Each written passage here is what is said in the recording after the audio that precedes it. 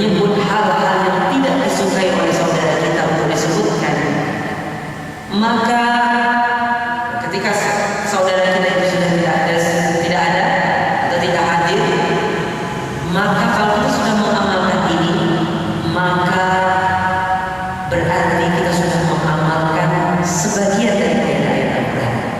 Dan ini ada sebagai batu pertama agar kita bisa mudah untuk menghafal ayat-ayat yang lain. Kemudian juga menjadikan ayat Al-Quran ini sebagai hukum bagi kita, dan jangan menjadikan hawa nafsu sebagai hukum atas Al-Quran. Sekarang sering kita dapati Pak, orang kalau mendapati ayat Al-Quran tapi hawa nafsunya itu berbeda. Kata dia, ini ayat ini tidak bisa kita hukumi seperti itu.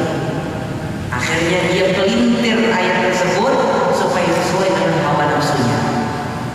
Hawa nafsunya itu terkadang memiliki nama lain bagi dia. Di antara nama lain hawa nafsunya itu adalah apa? Kontekstual. Jadi Al-Quran itu tekstualnya, hawa nafsunya itu kontekstual. Jangan, ini Al-Quran ini tidak sesuai, itu hanya tekstualnya saja, secara tekstual begitu. Secara kontekstual tidak seperti itu. Padahal sebenarnya kontekstual yang saya sebutkan ini kata lain atau bahasa lain daripada hawa nafsunya. Atau mungkin ada ayat Al-Quran yang tidak sesuai dengan hawa nafsu dia. Dia katakan, jangan gitu ya akhi, jangan gitu. Ayat ini ayat ini bersifat apa dulu? Ini bersifat lokal, bukan bersifat apa? Bersifat universal. Ini lokal saja untuk budaya Arab, ini tidak sesuai dengan daerah kita. Berarti hawa nafsunya diubah menjadi kata universal.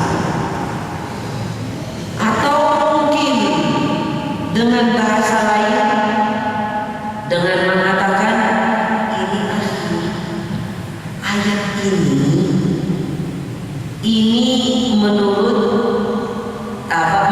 bahasa saja, tapi menurut batin tidak seperti ini. Ini batin sebagai kata lain daripada hawa nafsu. Sebenarnya ini menurut ayat Al-Quran, ayat yang sudah jelas artinya, tafsirannya dari ulama begini, dia pelintir dengan berbagai macam dalil yang sebenarnya dalil itu adalah dalil-dalilnya itu adalah sebagai kata lain daripada hawa nafsu.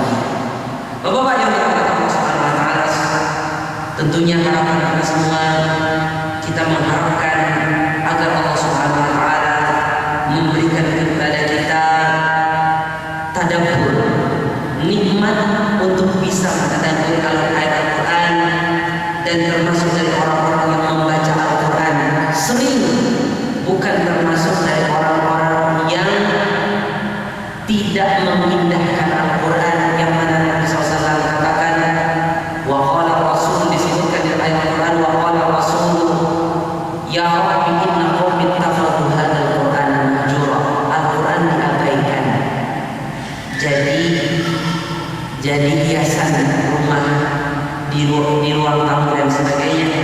Dan hendaknya kita berdoa kepada Allah agar Al-Quran ini menjadi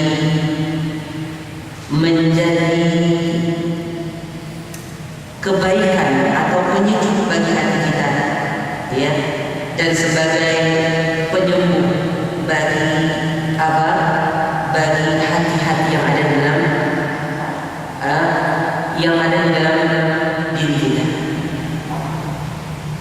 Allahumma inna ibaduk wa ibnu ibadik wa ibnu iman nawasina biyadik madin fina hukmuk adlu fina qada'uk Nas'aluka Allahumma bi kulli ismin huwa lak sammaita bi nafsik aw anzaltahu fi kitabik aw 'allamtahu ahadan min khalqik aw ista'tharta bihi fi 'ilmi al-ghaib 'indak an taj'ala al-Qur'ana al-'azima rabi'a qulubina wa nura sudurina wa jalaa ahsanina wa dhahaba humumina. Sekian yang bisa saya sampaikan, semoga ini semua bermanfaat bagi kita. Benar dari Allah Subhanahu wa taala, segala kekhilafan dan kekurangan datang dari diri kami pribadi, dan kami mohon maaf, dan saya mohon maaf dari Bapak semua. Subhanallah wa bihamdihi.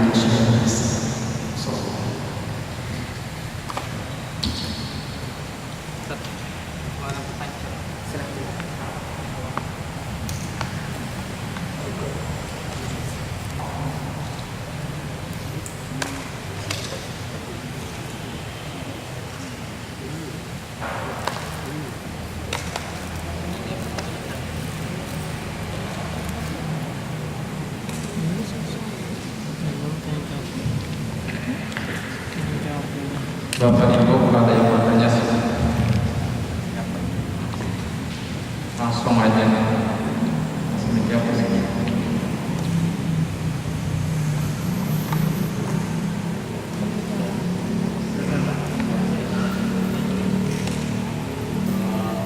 Bagaimana punya orang yang belajar Al-Quran tapi bukan dari Arabnya, tapi kitabnya juga. Sekarang kan banyak yang itu yang ada salah satunya itu. Maksudnya kan.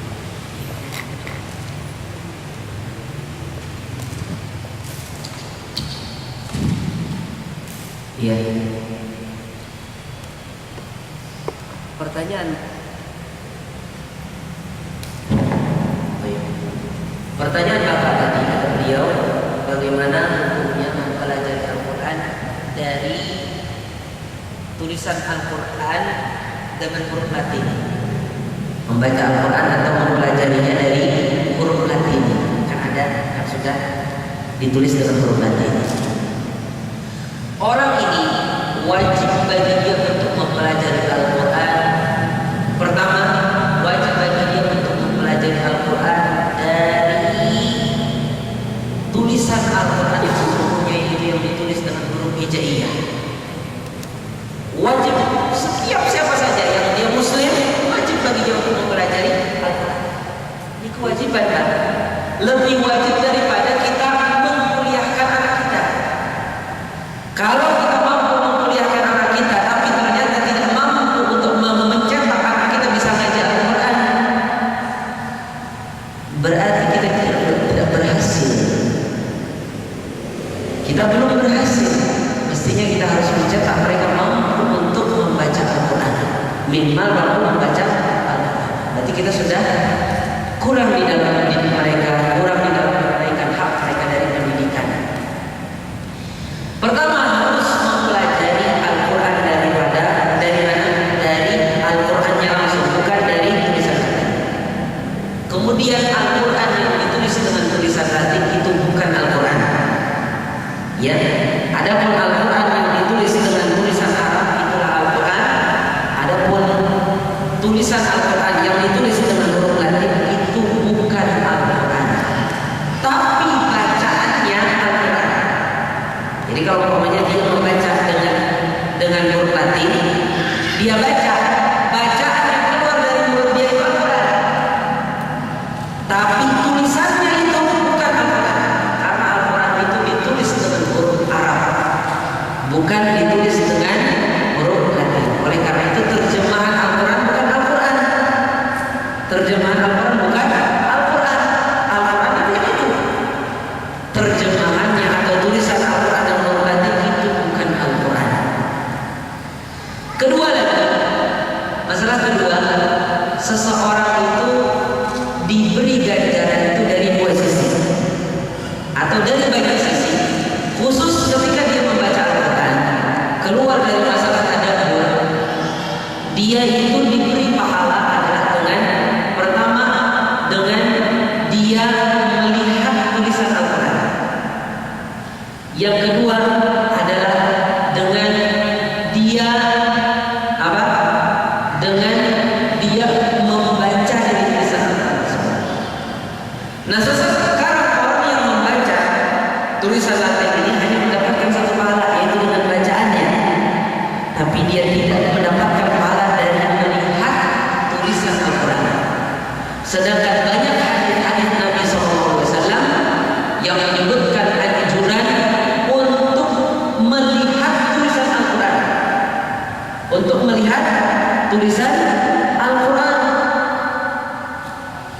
ya, untuk melihat tulisan Al-Quran. Sampai Nabi SAW mengatakan, barang siapa man naqara ila kitabillah, barang siapa yang melihat, memandang Al-Quran, maka Allah Subhanahu wa taala akan hindarkan dia dari penyakit mata, dari sakit mata seperti pelekan dan sebagainya.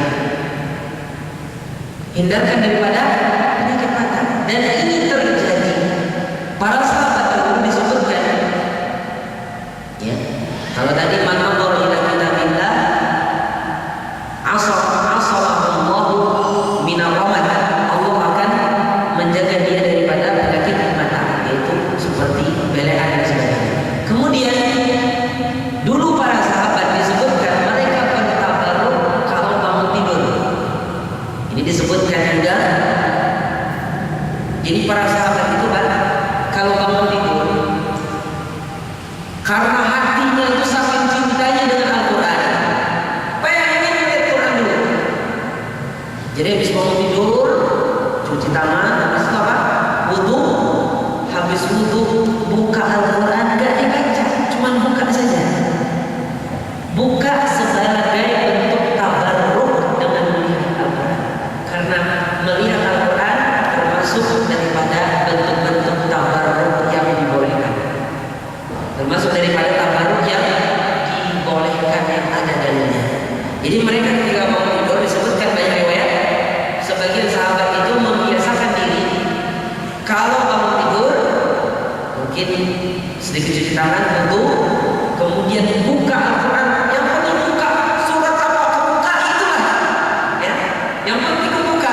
Sebagian mereka kalau sudah buka, oh ternyata ayat ini dilihat ini, nggak dibaca, dilihat saja ini, nggak dibaca, dilihat.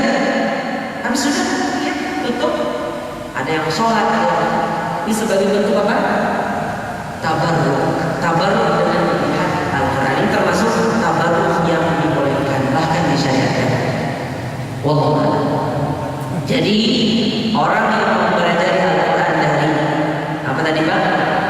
Dari tulisan tadi, dia sungguh ketinggalan banyak pahala, yaitu diantaranya pahala melihat Al-Quran. Karena melihat Al-Quran saja sudah pahala. Melihat Al-Quran itu bukan kitabnya loh Pak, tapi melihat ayatnya dibuka begini dengan bentuk tabarruk, ini sudah termasuk dari pahala.